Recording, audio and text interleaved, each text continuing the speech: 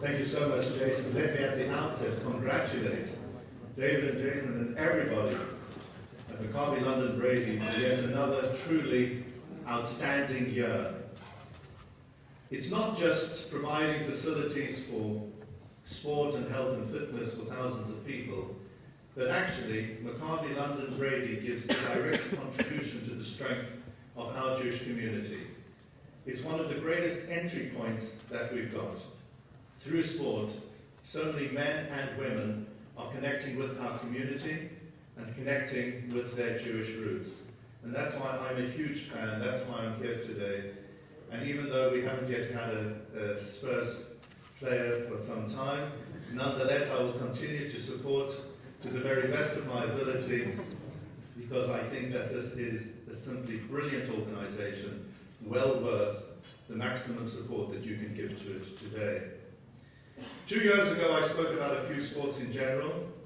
Last year I spoke about rugby, and I think that for this year, bearing in mind that Arnold Palmer passed away a few years ago, I'd like to ask the question, what has golf got to do with Judaism? And when you come to think of it, it's got everything to do with Judaism. Our word in Hebrew for life, chai, has the numerical equivalent of 18. And therefore 18 represents life. And a round of golf represents life. In life we have the fairways, we have the rough, we have the bunkers. Sometimes things are really easy for us. The way ahead is plain and simple. Sometimes inexplicably it's difficult. Sometimes when we have the end goal in sight, that's where the bunkers of life are, the unexpected twists and turns and challenges. We can play a round of life just by ourselves without anybody advising us.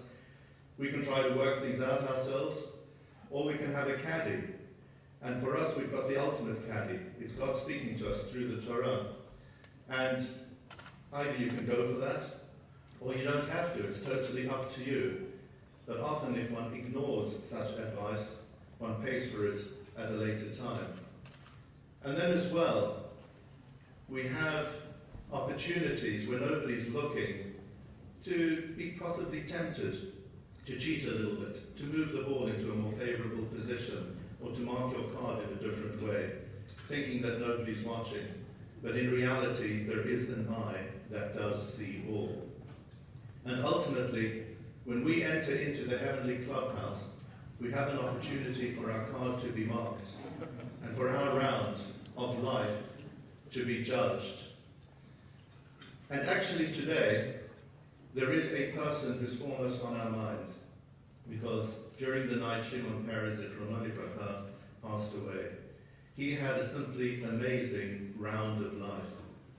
And in fact, the fairways and the roughs and the bunkers that he endured and experienced throughout 7 decades of public leadership of the Jewish people are symbolic of all the triumphs and the great achievements and the challenges and the disappointments that we as a people have had since before the creation of the state. So long was his term of service.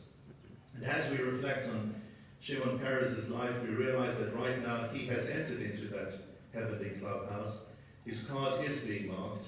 He certainly has scored some amazing birdies and eagles, and in particular when it comes to his pursuit of peace, because he will always stand out as a person who, regardless of circumstances, never gave up on trying his utmost to lead our people and the region into a situation of absolute and total peace. That is his legacy. And therefore, as we remember him today, let us strive during our rounds of life as we play it to do better, to ensure that this will ultimately become a better and more peaceful world. So we have fond memories of Shimon Peres today. May God enable his soul to rest in peace. I'd like to extend to each and every one of you very best wishes for a happy new year. And to Maccabi London Brady, may you only go from strength to strength. Thank you very much.